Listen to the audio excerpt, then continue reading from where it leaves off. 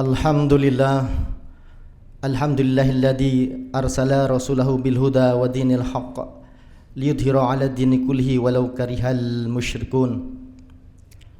Asyhadu an la ilaha illallah wahdahu la syarika lah wa asyhadu anna Muhammadan 'abduhu wa rasuluhu la nabiyya ba'dah. Allahumma shalli 'ala sayyidina Muhammad wa 'ala ali sayyidina Muhammad. Qala Allah Ta'ala fi kitabihil karim, a'udzu billahi minasy syaithanir rajim. Bismillahirrahmanirrahim. Ya ayyuhalladzina amanu taqullaha haqqa tuqatih wa la tamutunna illa wa antum muslimun. Wa qala aidan, ya ayyuhalladzina amanu taqullaha wa qulu qawlan sadida yusli lakum a'malakum wa yaghfir lakum dunubakum wa may yuti'illaha wa rasulahu faqad faza fawzan azima. Ma'asyiral muslimin, jamaah Jumat yang dirahmati Allah, alhamdulillah Allah masih memampukan kita pada siang hari ini untuk bisa melaksanakan ibadah Jumat. Mudah-mudahan ilmu yang sedikit yang akan kita bagikan bisa bermanfaat buat jamaah sekalian, dan tentunya berpesan kepada seluruh jamaah agar yang sedikit ini bisa disampaikan kepada istri kita yang ada di rumah apabila masih punya istri, atau suami kita, anak-anak kita, saudara-saudara kita, tetangga-tetangga kita, dimanapun kita berada. Ijlis bina nu'min sa'atan, dimanapun kita berada, sampaikan ilmu agama walaupun sedikit, karena itu merupakan bekal kita kelak menghadap Allah. Wallahu ya'lamu wa antum la ta'lamun. Al-Baqarah 2016. Allah yang mengetahui sedang kamu tidak mengetahui. Ma'asyiral muslimin, jamaah Jumat ini rahmati Allah, Masjid Al-Mujahidin. Pada kesempatan ini khotib berwasiat pada diri khotib pribadi dan juga kepada hadirin sekalian, marilah kita senantiasa meningkatkan ketakwaan kita kepada Allah Subhanahu wa taala, dalam arti yang sesungguhnya melaksanakan perintahnya sesuai dengan tuntunan Allah melalui Rasulullah sallallahu alaihi wasallam. Salawat dan salam senantiasa tercurah kepada junjungan kita baginda Nabi Muhammad sallallahu alaihi wasallam beserta keluarga, sahabat, siapapun yang mengikuti uswah beliau, dan kita kelak akan mendapat syafaat dari Rasulullah, tentunya dengan seizin Allah. Kalau di Jumat yang lalu judulnya adalah husnuzon, bahwa Allah memudahkan semua keinginan kita, dan itulah salah satu prasangka yang baik yang senantiasa akan kita pelihara di dalam setiap langkah kehidupan kita, setiap detik, setiap menit, jam dalam sisa hidup yang kita jalani. Dan tema kali ini masih berhubungan dengan tema yang kemarin, yaitu pilihan Allah adalah yang terbaik.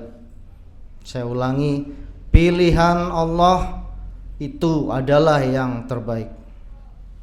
Kondisi susah yang kita alami menjadikan diri kita semakin mendekat pada Allah Azza wa Jalla. Itu jauh lebih baik daripada kondisi senang.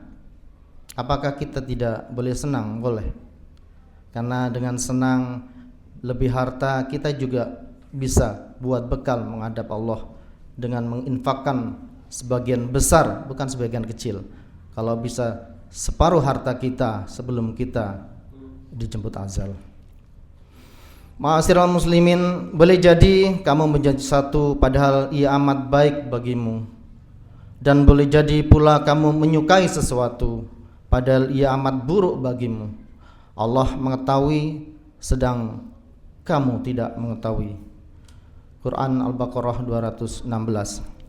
Abu Dzar radhiyallahu anhu menjelaskan bahwa kondisi susah miskin, sakit atau kekurangan, itu lebih baik bagi seorang hamba daripada kondisi senang, kaya dan sehat. Imam Az-Zahabi dan Ibnu Katsir menukil dalam biografi sahabat mulia dan cucu kesayangan Rasulullah sallallahu alaihi wasallam, Al-Hasan bin Ali bin Abi Thalib radhiyallahu anhu, bahwa pernah disampaikan pada beliau tentang ucapan sahabat Abu Dzar radhiyallahu anhu, kemiskinan lebih aku sukai daripada kekayaan, dan kondisi sakit lebih aku sukai daripada kondisi sehat. Maka Al-Hasan bin Ali berkata, semoga Allah merahmati Abu Dzar.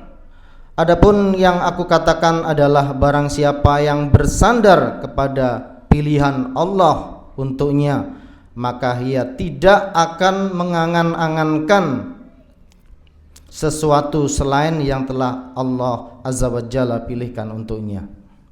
Inilah batasan sikap selalu ridho menerima segala ketentuan takdir Allah Azza wa Jalla. Dalam semua keadaan Allah berlakukan bagi hambanya. Karena biasanya seorang hamba lebih mudah bersabar untuk menghadapi kesusahan dan bersabar, dan tidak bisa bersabar untuk melanggar perintah Allah Subhanahu wa taala.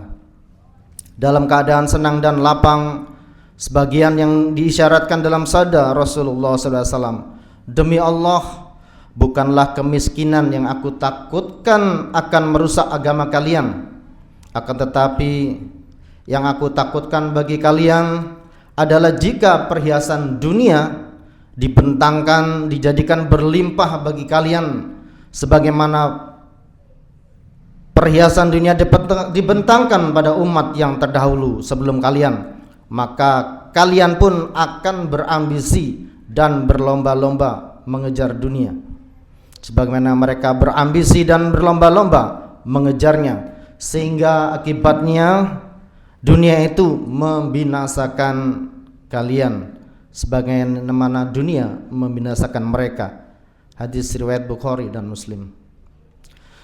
Bersandar dan berserah diri kepada Allah Subhanahu wa taala adalah sebaik-baik usaha untuk mendapatkan kebaikan dan kecukupan dari Allah. Apa yang tampak pahit di mata manusia ternyata penuh kebaikan di hadapan Allah, dan ternyata berakhir kebaikan tiada terkira menjadi anugerah yang begitu berharga. Wallahu ya'lamu wa antum la ta'lamun. Beberapa ayat Al-Quran yang menunjukkan bahwa Allah memberikan rezeki tidak sama di surat An-Nahl. Dan Allah merugikan sebagian dari kamu atas bagian yang lain dalam hal rezeki, tetapi orang yang dilebihkan rezekinya itu tidak mau memberikan rezekinya mereka kepada budak-budak yang mereka miliki, sehingga mereka merasakan. Maka apakah mereka mengingkari nikmat Allah? Di Az-Zukhruf 32, apakah mereka membagi-bagi rahmat Tuhanmu?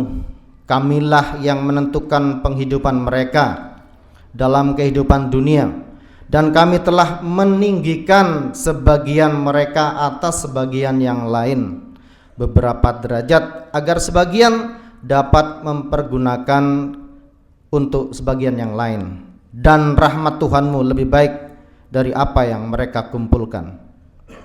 Di Quran surat Al-Isra 30, sesungguhnya Tuhanmu melapangkan rezeki kepada siapa yang Ia kehendaki dan menyempitkan bagi siapa yang Dia kehendaki.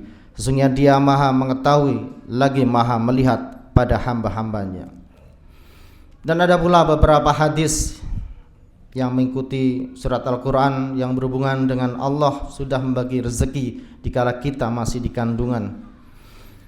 Sesungguhnya penciptaan salah seorang di antara kalian dikumpulkan di dalam rahim ibunya 40 hari berupa nutfah, kemudian mereka menjadi segumpal darah dalam waktu yang sama, lalu segumpal darah menjadi daging dalam waktu yang sama. Setelah itu diutus malaikat meniupkan ruh, lalu diperintahkan menulis 4 hal: rezekinya, ajalnya, amalnya, dan celakanya. Kadang kita melihat orang mengucapkan husnul khotimah. Husnul khotimah itu sebetulnya yang berhak menilai hanya Allah. Kita hanya berdoa. Karena kadang apakah tidak boleh seorang kiai atau ulama atau orang baik itu meninggal dalam kecelakaan? Tentu kita tidak tahu. Mungkin Allah yang lebih mengetahui dosa apa yang pernah dilakukan, dan itu sebagai imbas, sebagai zero dari Allah untuk menghapuskan segala dosanya. Allah berfirman, wahai anak Adam, luangkanlah waktumu untuk beribadah kepadaku, niscaya aku akan memenuhi dadamu dengan kecukupan dan menutup kefakiranmu. Jika tidak engkau lakukan, maka akan memenuhi dadamu dengan kesibukan dan dia tidak menutup kefakiranmu. Ini seperti hadis qudsi, karena langsung dari Allah berfirman. Di hadis riwayat Tirmizi 2466 dinyatakan hasan. Yang terakhir, sebagai penutup khutbah pada siang hari ini, pada khutbah pertama, Rasulullah SAW bersabda di hadis riwayat Abu Daud, Ibnu Majah yang dihasankan oleh Al-Albani, sesungguhnya Ruhul Kudus Jibril membisikkan ke dalam hatiku, tidak akan mati suatu jiwa sampai ia menyempurnakan ajalnya dan mendapatkan rezekinya secara penuh. Maka bertakwalah kepada Allah dan tempuhlah cara yang baik dalam mencari rezeki. Bahkan ini sering terjadi dalam kehidupan kita sehari-hari. Kalau kita misalnya berkunjung ke rumah sakit, menemui saudara kita, sahabat kita dalam keadaan koma, tetapi sebelum ajal mereka seakan-akan sehat. Dan ini peristiwa nyata yang pernah diceritakan oleh salah satu kajian ataupun dalam khutbah, bahwa dia hanya meminta satu bubur, kemudian dibelikan oleh ibunya atau saudaranya. Setelah disuapin, kemudian dia tersenyum dan meninggal. Itulah rezeki terakhir yang Allah berikan kepadanya. Jadi hadis-hadis yang di atas yang kita sebutkan, kita simpulkan bahwa Allah meluaskan dan menyempitkan sesuai dengan kehendaknya. Rezeki tidak akan tertukar dengan yang lain, tetapi kita diperintahkan untuk berusaha dengan cara yang halal. Rezeki memang tidak sama, agar yang kaya tidak merasa sombong. Aqulu qouli hadza wastaghfirullah li wa lakum wastaghfiru innahu huwal ghafurur rahim.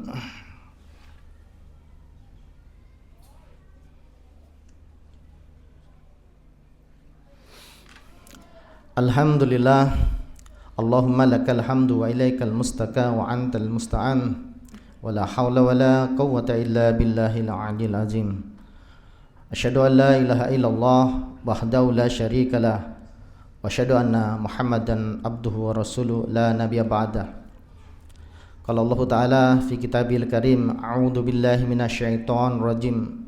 Bismillahirrahmanirrahim. Ya ayyuhalladzina amanu taqullaha wal tandur nafsum ma qaddamat ligad wattaqullaha innallaha khabirum bima ta'malun. Innallaha malaikatahu yusholluna 'alan nabi ya ayyuhalladzina shallu 'alaihi wa sallimu taslima.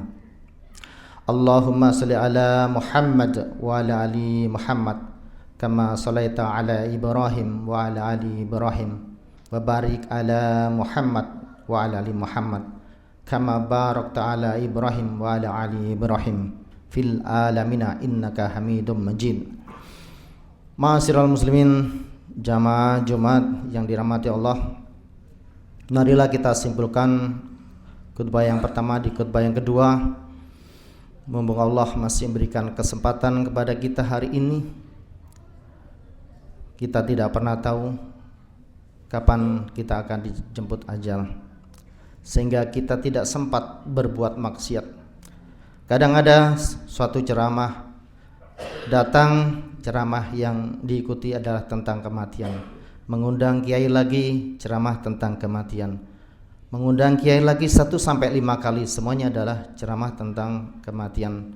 Bahwa memang salah satu yang jadi pokok dasar bahwa dengan mengingat kematian kita tidak jadi berbuat maksiat kepada Allah Subhanahu wa taala. Dan rezeki yang sudah diberikan Allah, baik itu kaya, miskin, tidak masalah. Asal ada Allah di dalam hati kita, itu yang terbaik buat kita. Dan tentunya agar kita tidak merasa sombong, apalagi kita tidak punya, itu merasa sombong itu bahkan akan dilaknat Allah. Dan bersyukurlah dengan apa yang sudah diberikan Allah sampai hari ini. Marilah kita berdoa dalam perjalanan hidup kita. Selanjutnya kita diberikan kemudahan, diberikan kemampuan untuk senantiasa bersyukur dengan apa yang telah diberikan Allah. A'udzubillahi minasyaitonirrajim. Bismillahirrahmanirrahim. Astaghfirullah wa atubu ilaihi. Astaghfirullah wa atubu ilaihi. Astaghfirullah wa atubu ilaihi. Allahumma salli ala Muhammad wa ala ali Muhammad. Allahumma fir lil mu'minina wal muslimat wal mu'minina wal muslimat al ahya'i minhum wal amwat innaka sami'un qaribun mujibud da'wat wa ya khadiyal hajat. Allahumma inni nas'aluka salamatan fid din wa afiatan fil jasad wa ziyadatan fil ilmi wa barakatan fil rizqi wa taubatan qablal maut wa rahmatan 'indal maut wa maghfiratan ba'dal maut. Allahumma hawin alaina fi sakaratil maut wa najata minan nar wal afwa indal hizab. Allahumma aizal islam wal muslimin. Allahumma ansur ikhwanana al muslimin mujahidina fi Palestin. Allahumma sabit imanahum wa anzilis sakinata ala qulubihim wa wahid sufufahum. Allahumma ahlikil kafarata wal musyrikin. Allahumma damiril yahuda wa Israel wa syattid syamlahum wa fariq jama'ahum. Allahumma ansur alal mujahidin adda'ana wa adda'adin birahmatika ya arhamar rahimin. Rabbana dhalamna anfusana wa illam taghfir lana wa tarhamna lanakunanna minal khasirin.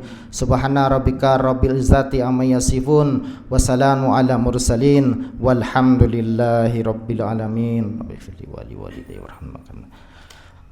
Aqimis shalah.